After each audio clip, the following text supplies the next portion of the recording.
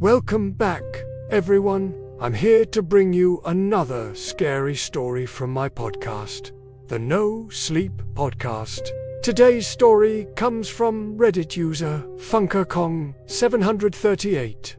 My friends and I were exploring an abandoned limestone mine in Kentucky. It was me, my girlfriend at the time, now my wife, and 3 of our good friends. We're all avid cavers, so we felt right at home. After about 2 hours of hiking through the cave, we found what appeared to be a large cavern based on the sounds we could hear. We followed the sounds to the opening and came upon a giant room with a small stream running through it. The ceiling was around 40 feet high. There were stalactites and stalagmites everywhere, and the air was still and silent.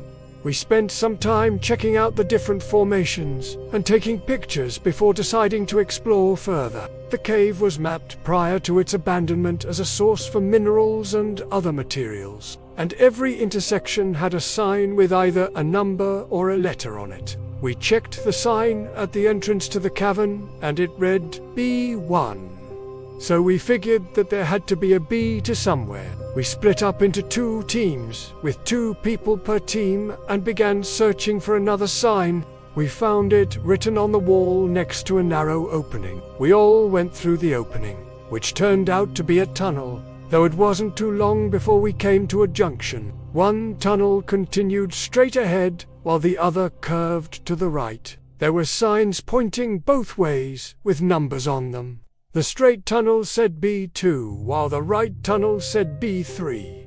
Both numbers were circled, so we didn't know which way to go. Then my wife called us over to where she was standing. She was kneeling down next to a wall and motioning for us to look closer. Sure enough, there was a 3rd sign on that wall that said B2 with an X through it. It was clear that we weren't supposed to go that way. That left only one option, the tunnel to the right. We went down it and soon came across a large chamber. In the middle of the room was a pool of water surrounded by more stalactites and At first glance, we thought it was just a regular pool of stagnant water, but when we got closer, we saw that the surface was moving like a whirlpool. The water was draining into the center before making its way down a hole in the bottom of the pool. As we watched, it suddenly hit us why the cave had been abandoned. This was no longer a safe place to work. The ground rumbled beneath our feet, and the entire cavern shook. We immediately ran for the opening, not stopping until we were back outside in the sunlight. Safe.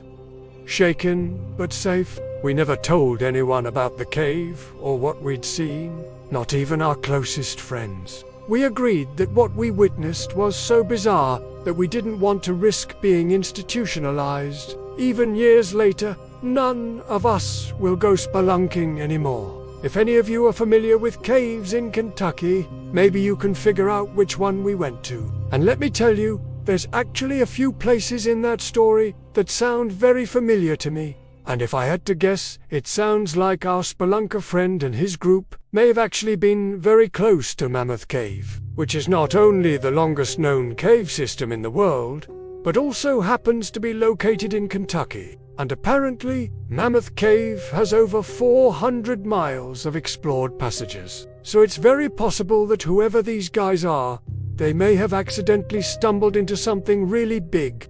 In fact, according to Mammoth Cave National Park's website, one of their most notable attractions is the historic entrance to the cave, also known as the Rotunda. It says the Rotunda is a 66-foot high, 100-foot wide, natural dome. Stalactites and stalagmites decorate the room. A musty odor lingers in the air, remnants of 150 years of mining.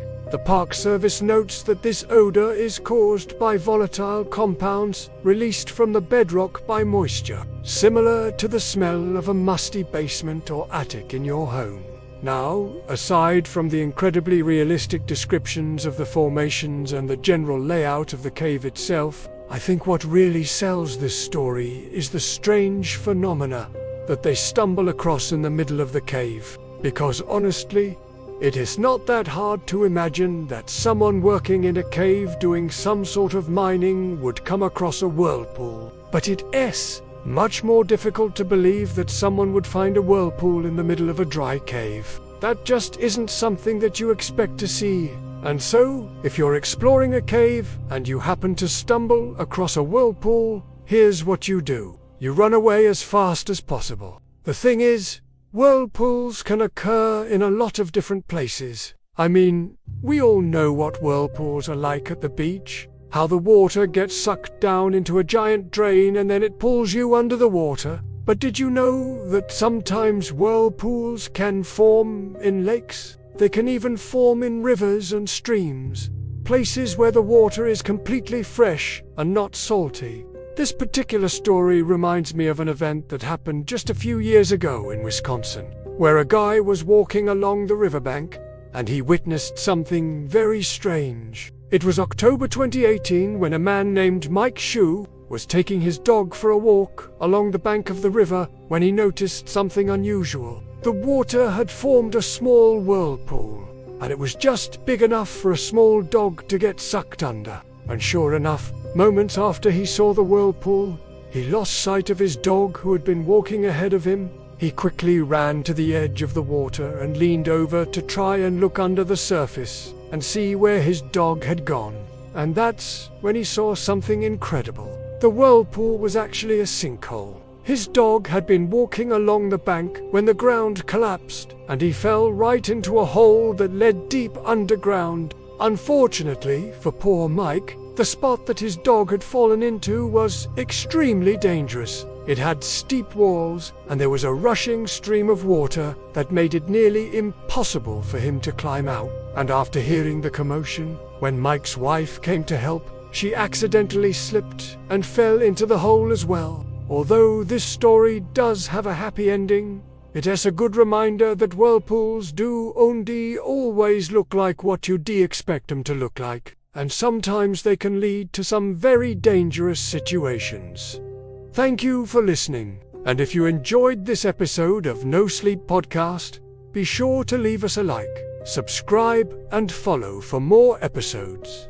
And if you're interested in submitting a story to be read on the podcast, you can do so through our website. Until next time, I'm here, and remember, don't read too far into the comments.